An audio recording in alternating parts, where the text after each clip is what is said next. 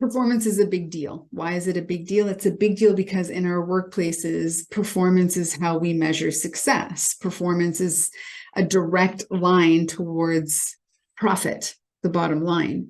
And so we're always really looking at performance metrics. Now, one of the contributors to our performance metrics is being able to notice how people handle their emotions. And we call this resilience. We also will call it emotional fortitude. Resilience is not superhero individuals who don't feel difficult things or difficult emotions, like they just seem to move beyond them. Resilience means individuals had developed their emotional fortitude to be able to continue producing and performing in difficult emotions.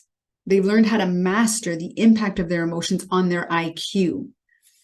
And because they've mastered the emotion, they're able to stop the emotion from interfering with their intelligence, from interfering with their problem solving or their strategic thinking. So when we experience things like being paralyzed in the drowning feelings of overwhelm, there's too much work, the workload is too heavy. Or we find ourselves even in scarcity feelings. We're stuck because we're the victim. We're short-staffed. We don't have the resources. We're looking at all of the things that aren't going right. The emotionally intelligent individual does not focus on the things that are outside of their control. So being paralyzed perpetuates those victim-based behaviors. And those victim-based behaviors very much interfere with our IQ. Basically, we become stupider. And when we aren't accessing our intellect, our performance is going to plummet. And our performance is plummeting because we are not emotionally resilient. So the emotionally intelligent focus on what is in their control. And they do very specific things. One is, of course, managing their emotions and actively cultivating states of well-being. They also turn to interpersonal relationships to disperse the stressors that are occurring.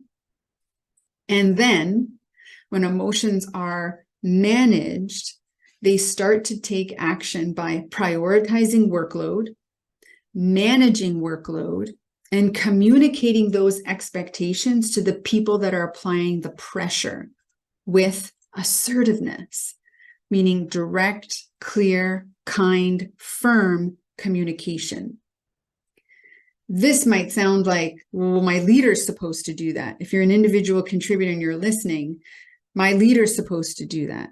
Yes, your leader does that for the team, but you do that for yourself. You communicate with your leader when what they've given you is too big of a workload, not enough resources. The goal isn't to be the victim. The goal is to stand firm in your resolve of knowing what is your peak performance. And in order to be in that peak performance, what do you need from your leader?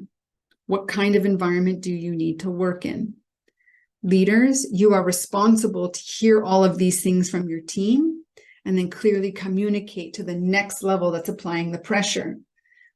Because your job as a leader is to ensure an environment in which your team can perform at their best.